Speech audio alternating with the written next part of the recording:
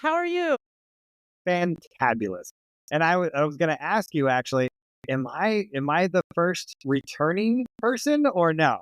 You are. You're the first person that's ever returned on my show. Yeah.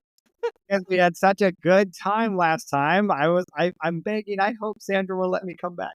Oh, no. For friends and for people that I like, you're always welcome back on my show. Right, folks? One, first guy, Yeah. yeah.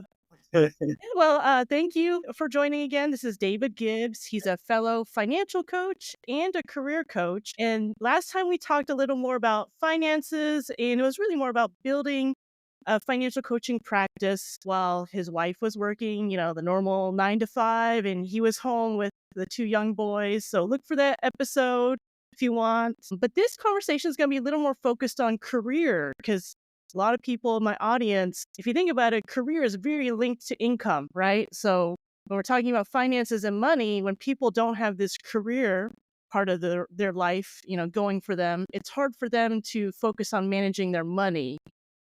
And I also think career is so much more about just working. Working is just, it's tied to people's purpose and their passion. And when people aren't happy with what they do the majority of their day, it's hard to get them to focus on money and other things in their life, right? Yeah.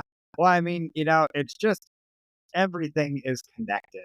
The reason I started leaning towards career is that, I'm having these financial conversations, and then so often it's, oh, I hate my job. It's always a part of it. Yeah. And then we want to work on getting out of debt and all that. And we're talking about the reasons why. One of the big main things I always talk about is what's your reason why for doing this? And it's always, I want to not have to go to this job because I have to pay this. I want to be able to pick a job and a career that I want. And so I ended up just talking about those things so often. I'm like, yeah, I need to, help people in this aspect of their journey as well. Yeah. Yeah. It's so funny because I used to not think they were tied together because I would get so many people messaging me on LinkedIn. And of course, I mean, not to brag, I've had a very long career as an engineer. So then people want to talk to me about that. And I'm like, well, I just want to talk about the money stuff. But I also realize when people are not happy or satisfied in their career, it's hard to get them to focus on the money stuff because there's this part of them. And I think work, if you redefine it as just making an income and a salary, it's just part of your daily bread. It's part of what motivates you. I actually think it's healthy for humans to want to work, right? Absolutely. Folks need, I mean, just thinking about on the connection to finances, if you don't love your job, I was actually just talking with a career client the other day about this, where she was telling me about how she had to take and use basically all of her mental health days already. It's only been like, a few months since it rolled over for her because she hates doing the job so much. So when go forward with that, yeah, people don't want to work at this job. So then, when we're trying to get out of debt over here and I'm saying things like, oh, let's get some overtime, let's do that. It's like, that's the worst thing on the planet, for them. Yeah. They don't want to go back into that building again. And then so, it's a consequence of, you need one to get the other. We want to be financially free so we can get the job that we want. So they get into an overwhelming cycle that hopefully with some work and encouragement and some hope, I can get them out of that cycle and focus so that we can be free.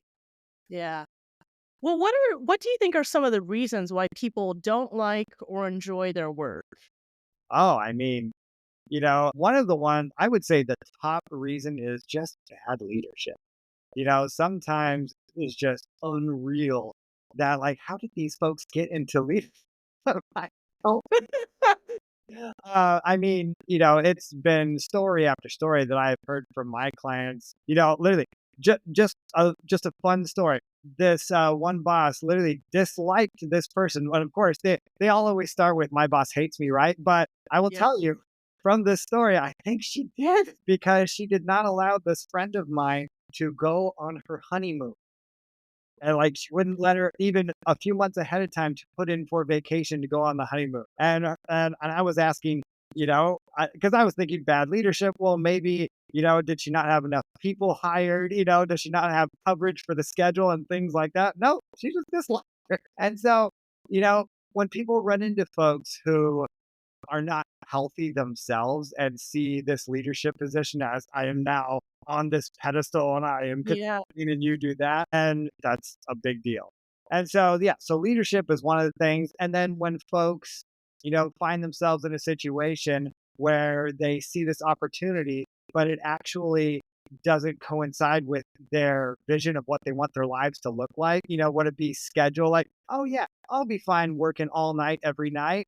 You really hate it and don't want to stay up all night. And then you're just a terrible parent and terrible husband because you're mad at everybody all night because and you're only getting to see your family 2 hours a day because you're sleeping during the day.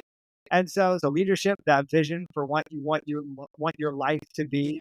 And then I would say just being in a situation where you're not doing what you are built to do. So, for example, on that, I'll use my wife for this one. She works at Ramsey Solutions, and when she started, she was an executive assistant. Now, if you know us, you know that I'm the administrative one in the relationship, and she's No. a creative artist. Yeah. And so, her boss figured out really quick that this is kind of like putting a square peg, yeah, or no, yeah, square peg through a round hole. That this is not what she's built for. And Yeah. think you're a creative. And she just started crying right there because that was true.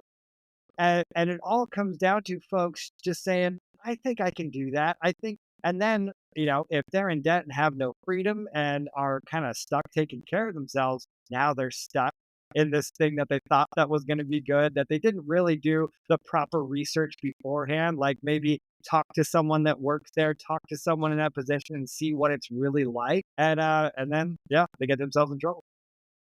Yeah.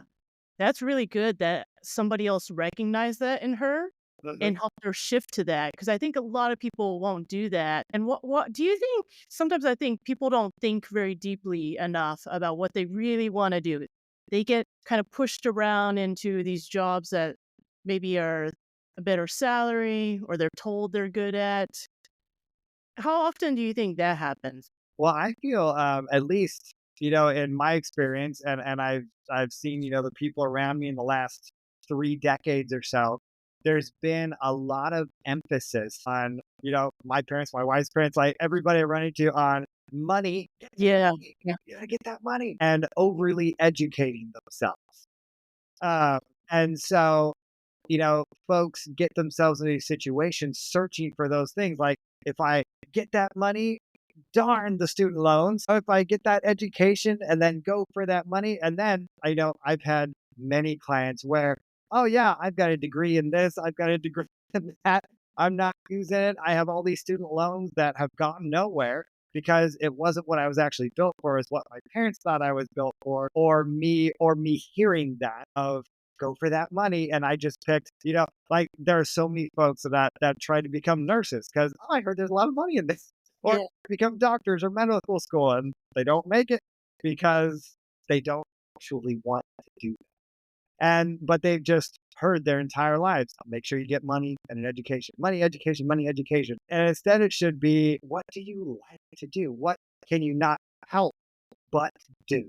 Yes. Where you need to be pursuing at whatever it is, because at the end of the day, I believe that if you love something and you can't help but do it, just make sure that you're the best at whatever that is and you're going to get paid.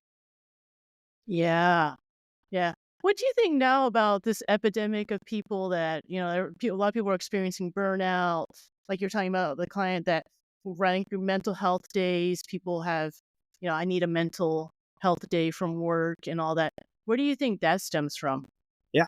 I believe, that's just, that can be many variables right there. But when it on the career side, being in an environment that you're not built for is tires you out. I mean, it's the same way, just a simple example is extroverts versus introverts, right? Extroverts get the energy from being around people, and introverts that energy. So it's the same concept. If you're in something that you're not built to do, it's going to zap your energy because you're not built to do this, And so and that's gonna burn you out. I was in a coaching call. I'm in the Ramsey Preferred Coaching program, and I was on a coaching call the other day. And I was listening. It was called Real Talk with Coaches, and they were sharing the difference between being tired and being weary. So, like, Oh, you know, that's tired is good because you did something, you did some work. But being weary is that you're doing something that you're not built for it. You're not naturally leaning towards whatever that is. And so yeah. Yeah. I agree with that because I think it's become kind of villainized to ever be tired, but it also means you're never really working very hard at anything. yeah, And it's just kind of like, I think this like overreaction to maybe hustle culture and working too hard. But when you're working at something you love, it's different, right? It's totally different. I was watching these interviews with Mr. Beast, and oh my gosh, his intensity. I didn't know who Mr. Beast was.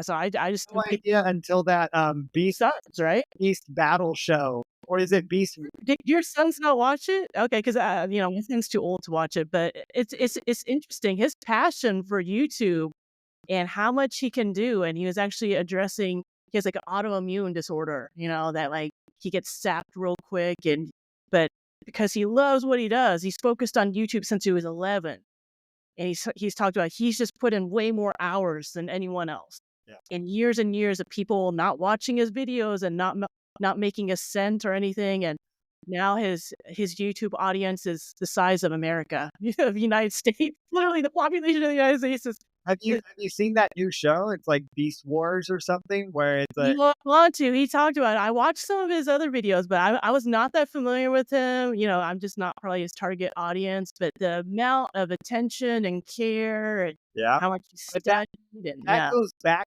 to tired versus weary. Because when I've had a great day of work, financial coaching, it almost feels like, like I'm going to put my feet up, like I did a good job today versus, man, I do not want to do that again. Get me out of here. Like I want to get home. When I was in college, I was a server at Red Lobster. And yeah, a lot of those servers, especially on Mother's Day when it was nothing but large parties, it was just like, man, I got to get out of here. I want to go home. I just wanted, but just being tired and feeling like almost, the joy of a day of good work well done. It's a different feeling. Right. Right. You served on a day when everyone wants to go out to eat. And they all want to treat the moms, right? Yeah. I can hear all my servers out there. Valentine's Day, it's coming, my friends. It rocks because it's two people. The tables turn quick, baby, and you have people trying to impress the other one so they tip better. Oh, really? I never thought I did not last that long as a waitress. I did it for a tiny bit. It was the worst timing. I became a waitress right as 9/11 happened. Yeah. And I was so looking forward to that job. I went through the training, unpaid training. I had to buy all the specialized clothes Oh yeah. because they made this big deal like you got to get the clothes dry cleaned. We have a very particular uniform. You Oh, can't wear any of the clothes, so you have to have like all these sets of clothing. Then I did it and finally, got my waitress whatever certification, and then nobody came. This was 9/11. so here's a fun career story on how I got into Red Lobster. I walked in and I saw this guy in front of me talking to the manager, and they were talking about a dishwashing job. And the manager was like, come back on Thursday. And so I was going to talk to the manager myself, and I was like, I'm just going to come back on Thursday. So I came back at the exact time because I was listening in, and I just showed up behind him. And the manager said, okay, and, you can be a dishwasher and all that. And I was like, oh, I would like to do that too. I just love that. I would like to do that too.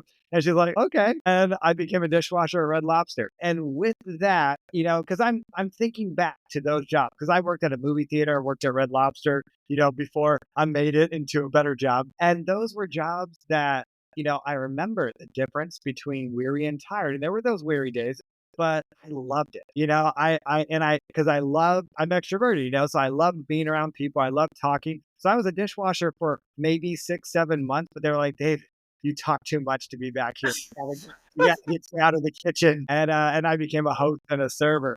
But that was just kind of funny. I just walked in Yeah. and I got You took the initiative, and yeah, you and found that's it. something you're better suited for. Maybe when you're with the dishwashers, they didn't understand English. They're like, this guy's just talking all the. We Oh, don't know. oh, oh. Yeah, I was the only white guy back there. But they learned that we all became friends, and I became a what's it called, an honorary Mexican. It was awesome. They actually my honorary last name is Gonzalez. It's awesome. That's funny. Tell you, my friends, if you're a server and you start out in the back, it's great because talk to the staff.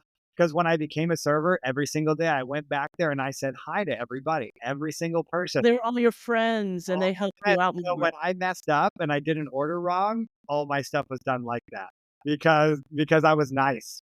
And I'll Oh, tell you, I mean, that's a good thing to talk about, for our career chat. Like, hey, everybody out there, make sure you're saying hi to everybody. Every relationship in your career is important. Every connection you make is important because you never know when it's going to be important. So it's easier just to be a nice person, instead of like, oh, I think that person might have influence over my career, so I'll be nice to them. No, just be nice to everybody because you never know who's going to hit the jackpot, where they're going to hit the jackpot. So just be nice. That's yeah. that's my PSA for our call. That is a good message because you can't always teach niceness, right? I know. It's not a skill everyone has. What do you think about the job market right now? Just people in these prolonged job searches. I'm sure maybe you've coached some people through that where they're in a long job search or going to go into a long job search.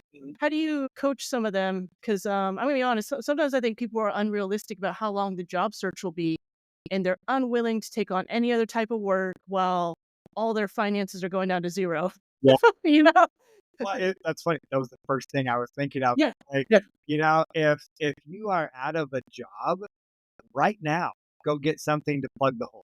Right now, the ship is going to sink. Yeah. Right now, it doesn't matter. Get three. Because I mean, I feel like isn't that just adulting, Sandra? Isn't that just regular adult? I agree, but there are a lot of people, okay, so I'll play devil's advocate. What if they're saying, like, my audience, they're like, oh, well, but I'm a six-figure type of earning engineer, and I'm not going to go work at whatever Dick's Sports or something or Red Lobster. I'm waiting for that big, my six-figure other offer that I'm going to get. Yeah. Well, I feel for that because yeah, I don't want to go back to work at Red Lobster right now at all. I have no desire, but I just believe that you know, you need to have something. I mean, now, of course, you can have strategy like, okay, I have this amount of money, so it's going to last me this long. So, I mean, I personally would probably like, okay, my emergency fund is 6 months, right? I have a 6 month emergency fund. I think I can just focus on job search for 3 months. And then if I see it not happening, then I need to go, you know what I mean? There's a lot of wiggle room, I think. Yeah, yeah, I agree. You're right. There's variability. I guess I was thinking more people who have nothing saved up, but like they could Yeah, have. if they have nothing saved up, I don't care about your issues, go get a job. Oh, I like that because I will tell you, so when I graduated from college, I worked at Fry's Electronics, Oh, and yeah. yeah, yeah, so it was just like an hourly type of job, but it was making money. Yeah. Well, and it's one of those things that, opportunities will come, but the ability to discern good opportunities versus bad opportunities is hard when you're stressed about your money situation. You It is. when you're It adds another layer. Yes. Yeah, when you're stressed and there's holes and you're sinking, you're gonna make a mistake. And like we were talking about earlier, you're gonna get in something where because as and just so the audience knows, when you're going to interview, you're interviewing them too. You're looking for those red flags on is it bad leadership? Is this gonna be in the rules of the vision I have for my life?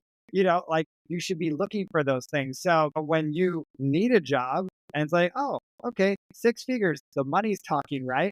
And then, but it's actually not good for you. It's actually not a good thing. And you just Yeah. fully threw, like a bull in a china shop for the interview because you want this job. No, no, no. Having something, whatever it is, to keep your ship afloat while you're searching for something right, something good, Yeah. something that you not want to get out and want to get out of in 6 months with buyer's remorse and just be in the same situation again. And now Yeah. have this like weird 1 year time period on your resume. We're like, what Yeah. happened there?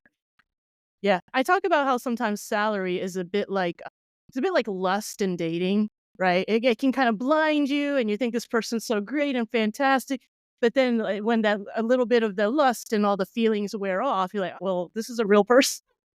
And they're like, you don't really know them that well. Like, what did I get into? Actually like them and they smell funny and ugh. Yeah. Well, Yeah. what about So, yeah, I mean, side note, I went from being in management to completely switching roles with my wife. And I became the stay-at-home dad with my coaching business on the side on nap times, evenings, and weekends. That was weird.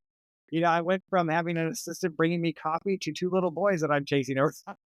yeah. And so I just think when, going along with kindness, humbleness, guys, we Yeah, I agree. I agree. And, and you're a dad of kids, and yeah, yeah, yeah. And also whatever you're doing, because that's what, and I would say my dad taught me this, but whatever you're doing, do that the best you can, and then we'll see what happens next. I was a dishwasher. I did not want to do that job, but I became one of the best dishwashers ever, and they loved it. And then I got promoted and I got out of there. And I became one of the best hosts ever, and I loved it. And I learned to do the best I can and give it my all. And that's how you get promoted. That's how you yeah. get seen, I by could see being that. humble and kind.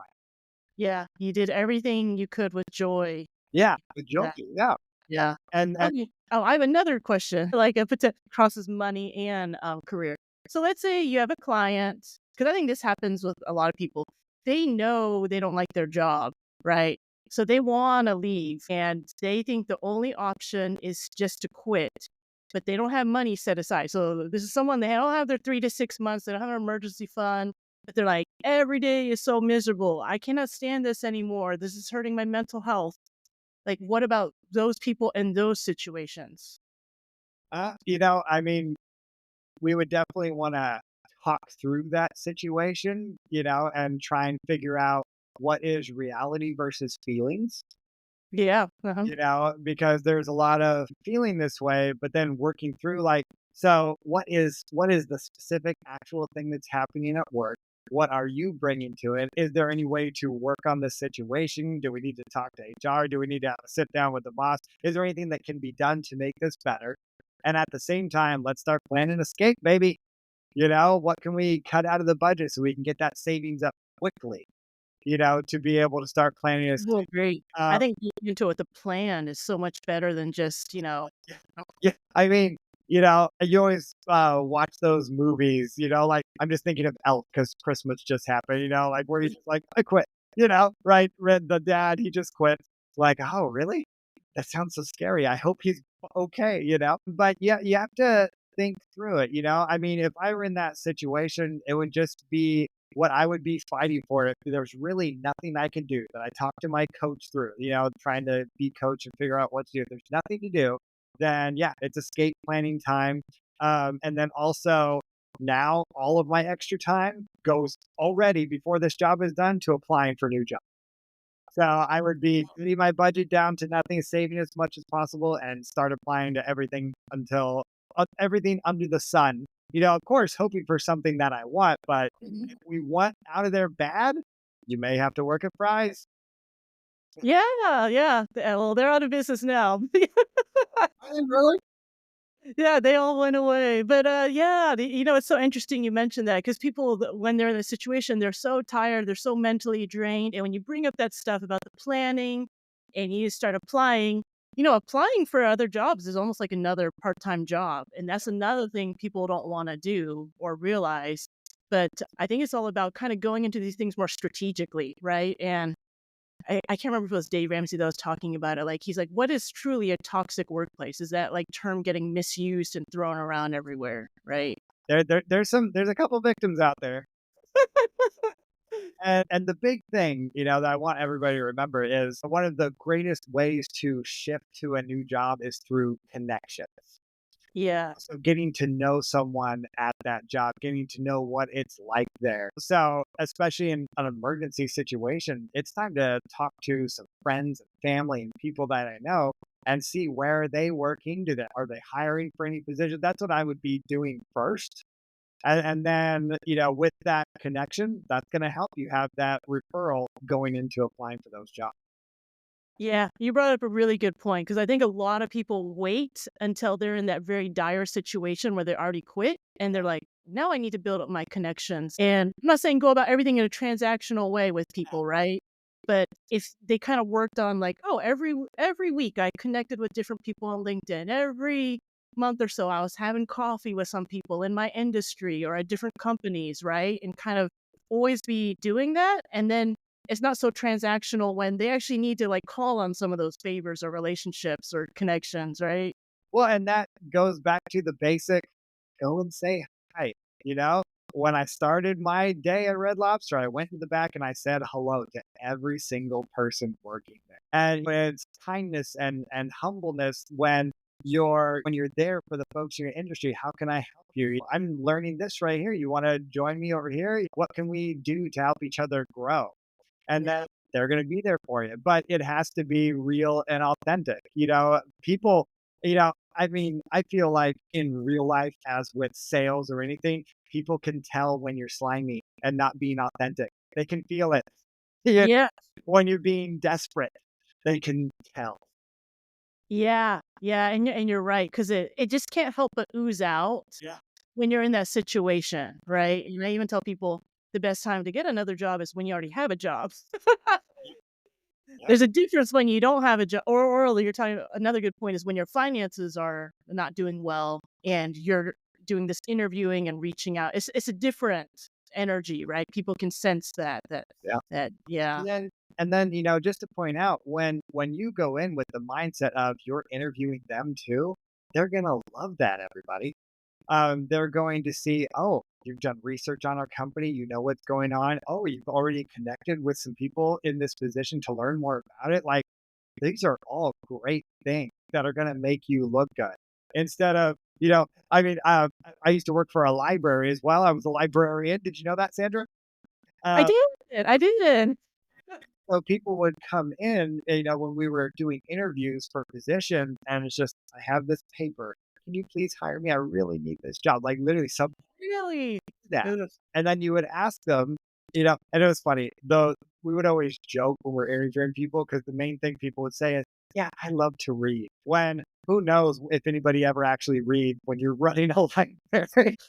You're doing all sorts of other things, but they didn't do research. They haven't connected. They have no idea what the position is.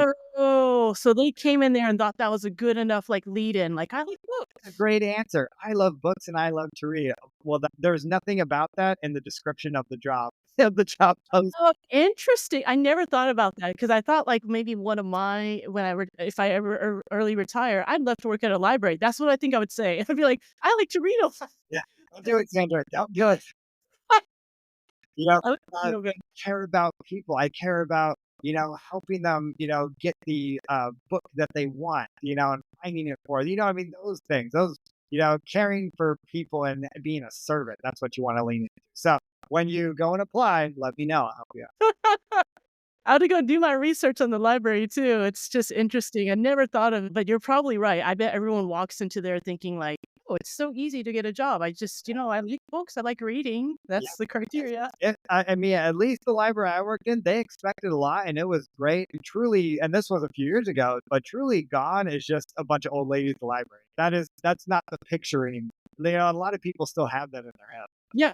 Yeah. Like they just think it's just like volunteers Yeah, and we're just people. out, looking at books. They're all dusty. Nobody's checking them out. I mean, and the library I worked at, it was San Bernardino County Library in California, and we would have huge events, that would have thousands of people come to the library and fun things like that, new book festivals and things. It was a privilege. It was a lot of fun working there. Yeah, if you think about it, it's such an integral part of the community that people I mean, I think a lot of people have forgotten about libraries and they're very underutilized, Yeah. but it's that balance of, like, they don't really make a profit, but they need people to come to their stuff, right? I mean, they can't just It's one of those things that it's all really taken care of in general. Yeah, it's not a profit institution, but yeah, but I don't even know. Do you know that you can check out audiobooks and ebooks? Oh, yes. Yeah. Yes, I do. Yeah, that's I don't use the library as much as I should. in my community. I'm on the board of trustees for the library too, so I still love libraries even though I'm a coach.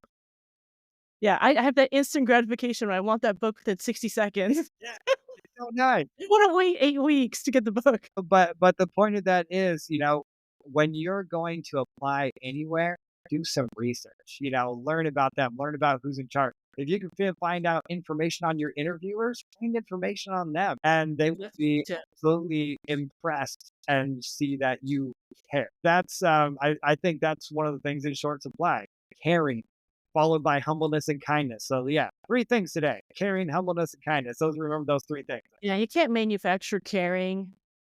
I also tend to think, you can't really manufacture motivation either, you know? You can't really I mean, companies try for salary and bonuses and, rewards and all that, but when people just aren't motivated to do work or do that type of work they're applying for, it's hard. Yeah. Well, that's why, us as coaches, that's why we have to focus on figuring out what are your reasons for doing Yeah. anything. I mean, any sort of behavior change or any job that you want to excel at, you need to care and want to do it and have like basically doing it on purpose. I'm going to go in this job and I want to learn this, this, and this because I want to be here one day, wherever that is. And, it was actually interesting. I was hearing from a great coach, Tim Mann, actually today. And he was talking about, that goals are good. You have those SMART goals and things, but also the mindset of instead of particular specific goals, also think about who do you want to be. So in whatever Mm. job or whatever career move you want to make, start thinking in terms of I want to be the kind of guy who is a what's it called? They always call the CEOs the corner office kind of guy, or what's the name of that, Sandra? Is it commander? Is it like the Ds and the disc or No, C level or suite oh, level C-suite. Okay, okay. people. Yeah. You know? And then, so if you say, instead of, I want to do really well at this job or I want to make this much money, or like, I want to be a C-suite person. Okay. So then what's kind of cool is that'll show you the goals. What needs to be true in my life, in my personal life? How many books am I reading? Yeah. Training am I doing? What education am I doing? Because I want to be this kind of person. And then, of course, if you start acting like that kind of person, eventually you'll find yourself being that kind of person. Oh, That's with interesting. anything we wanna do with our finances, with, physical strength training, any behavior change that we wanna do.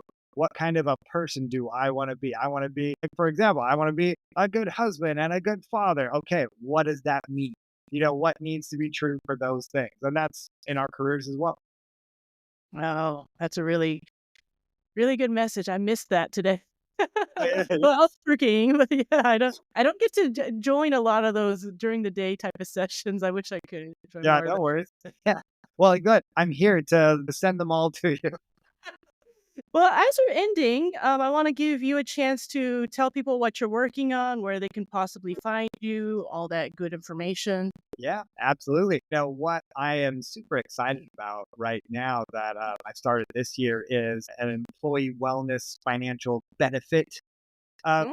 for companies. I definitely am focusing on small businesses because, especially as small business owners, you really feel it when your staff comes in and my car's broken down again and I'm really stressed out. And then, or they can't come to work. And then you're putting all of the emphasis on your managers to step up and then they're doing all the work. And then you can see how it, turns in. So I've started this new employee wellness benefit program and I'm excited, to share with companies because I think, staff needs a lot of help and that's going to end up in better ROI for especially those small businesses who, we've got 4 employees. We need them to be here, ready to go, not Oh, stressed, and ready to be leaders in their industry. And then, yeah, financial and career coaching, always working on that. You can find me, just search Coach David. You can find me on Instagram, Facebook, and then my website and just search Coach David. yeah. Oh, and LinkedIn too. Oh Yeah. yeah, and LinkedIn, I'm everywhere. Reliable. Oh, you're unalienable too. Okay. Okay. But thank you so much for your time. This is such a good conversation. Yeah, as always, thank you so much for having me. Again. Hold on.